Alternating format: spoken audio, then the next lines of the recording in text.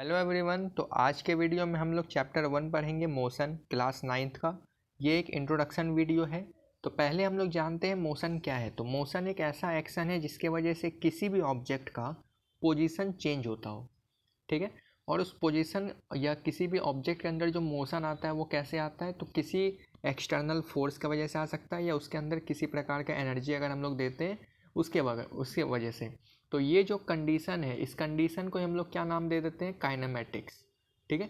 Kinematics क्या है, एक ऐसा स्टडी है मोशन के बारे में जिसमें इन्वॉल्व रहता है जो फोर्सेस उसके ऑब्जेक्ट के ऊपर लगा हुआ हो और वो जो ऑब्जेक्ट हो मोशन में चला जाए, मतलब कि वो ऑब्जेक्ट जो हो मूव करना शुरू कर दे। तो उसके बारे में जब हम लोग पढ़ते हैं तो उस टर्म का नाम है काइनेमेटिक्स।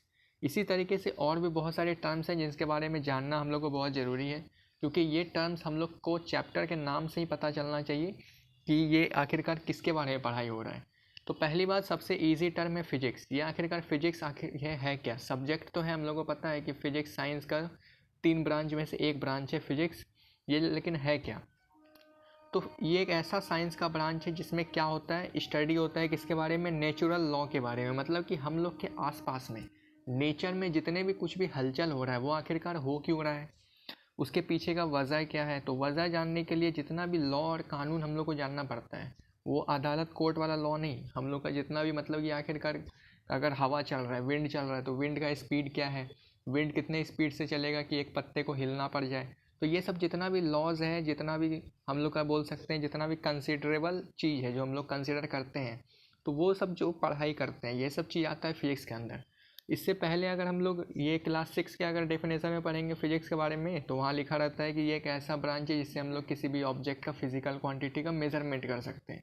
वो भी एक डेफिनेशन है, लेकिन सबसे मेन रीज़न यही है कि हम लोग आसपास जो चीज़ें देख रहे हैं वो आखिरकार हो क्यों रहा है, ये हम लोग फिजिक्स में जानते हैं, ठीक है। अब दूसरा टर्म है मैकेनिक्स। ये जो मैकेनिक है वो कोई गाड़ी वाड़ी ठीक करने वाला मैकेनिक नहीं है। ये एक टर्म है मैकेनिक जिसमें क्या होता है, हम लोग पढ़ाई करते हैं किसके बारे में, कोई भी ऑब्जेक्ट अगर रेस्ट में है या मोशन में है जो हम लोग के आसपास में है, उसके बारे में अगर हम लोग जानते हैं तो वो होता है मैकेनिक्स, ठीक है। मैकेनिक्स जो बोलते हैं। तीसरा टर्म है स्टैटिक्स। अब ये स्टैटिक्स क्या है, तो स्टैटिक्स का मतलब ही हम लोग पहले समझ जाना चाहिए। स्टैचू, स्टैचू का मतलब क्या हो गया, एक स्थिर पोजीशन है। मतलब कि एक मूर्ति अगर रहता है तो उसको हम लोग क्या बोलते हैं कि एक मूर्ति है वो स्थिर है, स्टैचू हो चुका है। तो स्टैटिक्स जो है वो स्टैचू के टर्म से बना हुआ है। इसका मतलब क्या है कि वो एक रेस्ट पोजीशन पे है। तो स्टैटिक्स में क्या होता है कि ये जो है इसके बारे में हम लोग किसके बारे में जानते हैं, पढ़ाई करते हैं कि ऐसा ऑब्जेक्ट जो किस में प्रेजेंट हो, रेस्ट में हो या इक्विलिब्रियम में हो, even when they are under the action of several forces. जब भी अगर हम लोग किसी भी ऊपर से अगर उसको फोर्स लगा रहे हैं फिर भी वो ऑब्जेक्ट हिल नहीं रहा, एकदम स्ट्रेट एकदम लगा हुआ है, वो एकदम ज़रा सा भी मोशन नहीं कर रहा, उस चीज़ को हम लोग क्या बोलते हैं, स्टैटिक्स बोलते हैं। एग्जाम्पल के लिए हम लोग ले सकते हैं, अगर एक नेल है, एक कांटी को अगर हम लोग वुडन बॉक्स के ऊपर ठोक देते हैं, ठीक है, एक कांटे को वुडन बॉक्स के ऊपर हम लोग ठोक दिए।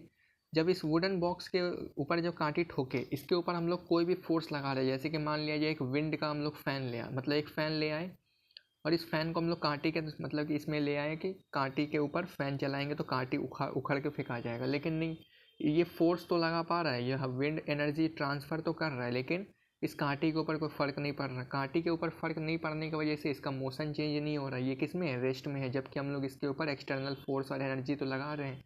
तो इस तरीके के जितने भी पढ़ाई होता है वो किसके बारे में बताता है, तो स्टैटिक्स के बारे में बताता है, ठीक है। इसके बाद ठीक एक टर्म आता है काइनेमेटिक्स, जो अभी हम लोग थोड़ा देर पहले ही ध्यान में दिए।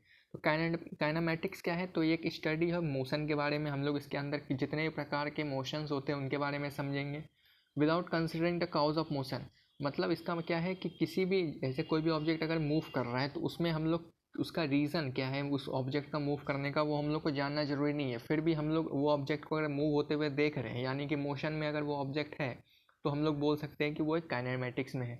इसमें टाइम का एसेंशियल होता है, मतलब कि वो ऑब्जेक्ट कितने समय तक मूव किया, कितने समय तक वो मतलब चलता चला गया। जैसे कि एग्जांपल अगर हम लोग लेते हैं कि अगर पहाड़ पर से एक बड़ा सा पत्थर जो है वो गिर रहा है, ठीक है, एक पहाड़ पर से बड़ा सा पत्थर अगर गिर रहा है रोल होते हुए, तो इसके अंदर जो मोशन होगा, इस पत्थर के अंदर जो मोशन होगा वो कितने समय तक इस पहाड़ से लड़ते लड़ते जाके कहीं ना कहीं तो रुकेगा ही। मतलब इसके अंदर जितना देर तक मोशन हुआ वो हम लोग को जानना ज़रूरी है। तो टाइम इसमें एसेंशियल होता है, ठीक है, मेजरमेंट करने के लिए।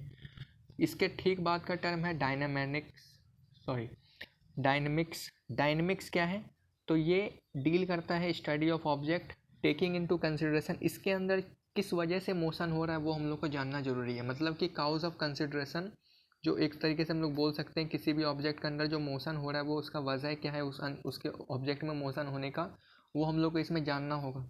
डायनेमिक्स जो टर्म है उसको हम लोग एक तरीके से बोल सकते हैं पावर, कि ये इसके अंदर पावर इन्वॉल्व होता है। मतलब हम लोग को इसके वजह जानना पड़ेगा कि इसमें जो ऑब्जेक्ट में जो मोशन आ रहा है वो आखिरकार किस वजह से आ रहा है, तो वो हम लोग को जानना जरूरी है। ठीक है, अब इस इतना टर्म जानने के बाद अब सीधा अब आता है टर्म मोशन के बारे में। आखिरकार मोशन है क्या? ऊपर में इंट्रोडक्शन में हम लोग समझ लिए कि किसी भी ऑब्जेक्ट का पोजीशन या लोकेशन चेंज हो रहा हो तो उसको मोशन बोलते हैं। वही चीज़ है कि अगर कोई भी बॉडी जो है वो मोशन में तब कहलाता है जब उसका पोजीशन या स्टेट चेंज हो रहा हो कंटिन्यूसली, लगातार, with respect to the stationary object taken as a reference point. ये इंपॉर्टेंट लाइन है। अब ऑब्जेक्ट मोशन में है वो हम लोग कैसे डिसाइड करते हैं? तो वो रेफरेंस पॉइंट के वजह से, मतलब कि फ्रेम ऑफ रेफरेंस, जो हम लोग बोल सकते हैं कि हम लोग किसके रेफरेंस में देख रहे हैं। एग्जाम्पल के लिए अगर हम लोग एक बात बोलते हैं, जैसे कि एक इंसान है, ठीक है, एक इंसान मतलब रोड पे खड़ा है, ठीक है, दूसरा इंसान जो है वो बस में जा रहा है, ठीक है, एक बस में एक इंसान और जा रहा है। तो अगर हम लोग बोलेंगे कि ये इंसान बाहर रोड पे सिर्फ खड़ा होकर देख रहा है इस बस में जाते हुए एक इंसान को, तो हम लोग बोलेंगे कि इस इंसान के रेस्पेक्ट में, मतलब जो रोड पे खड़ा हुआ है इस इंसान के रेस्पेक्ट में ये जो इंसान है जो बैठा हुआ है बस के अंदर वो मोशन में रहेगा। इसका मतलब क्या है कि ये इंसान जब देख रहा होगा, बस जब क्रॉस कर रहा है तो बस को वो देखता है किसमें, मोशन में है, तो ये इंसान सीधा बोल देगा कि हाँ कि ये जो इंसान है वो भी मोशन में है। लेकिन ऐसा तो नहीं है, क्योंकि ये जब इसके रेस्पेक्ट में हम लोग बात करेंगे तो ये बस के अंदर बैठा हुआ है, मतलब रेस्ट पोजीशन पे है, ये तो कोई मोशन नहीं कर रहा। लेकिन इसके रेफरेंस में, बाहर वाले इंसान के रेफरेंस में, ये ऑब्जेक्ट के जो है, यानी ये जो बस है इसके अंदर जो व्यक्ति है वो मोशन में है। ठीक है, तो मोशन जो होता है वो डिपेंड करता है किसके ऊपर, रेफरेंस पॉइंट के ऊपर, कौन इंसान उसके मतलब कि रेफर कर रहा है या किसके रेफरेंस में हम लोग बात कर रहे हैं। तो ये चीज़ था मोशन के बारे में। इसका ठीक अपोजिट होता है रेस्ट के बारे में, कि आखिरकार किस किस किस ऑब्जेक्ट को हम लोग रेस्ट में बोल सकते हैं। अगर कोई ऑब्जेक्ट शांति से बैठा हुआ है या स्टेशनरी पोजीशन में, मतलब रुका हुआ है, तो उसको हम लोग क्या बोल देते हैं, रेस्ट पोजीशन में बोल देते हैं। इसमें भी हम लोग को जानना ज़रूरी है उसका रेफरेंस पॉइंट। तो इसके ठीक नेक्स्ट वाला टॉपिक जो है वो है यही है कि एक मोशन और रेस्ट जो है वो एक रिलेटिव टर्म कैसे है, इसके बारे में हम लोग नेक्स्ट पार्ट में देखते हैं। तब तक के लिए थैंक्स फॉर वॉचिंग।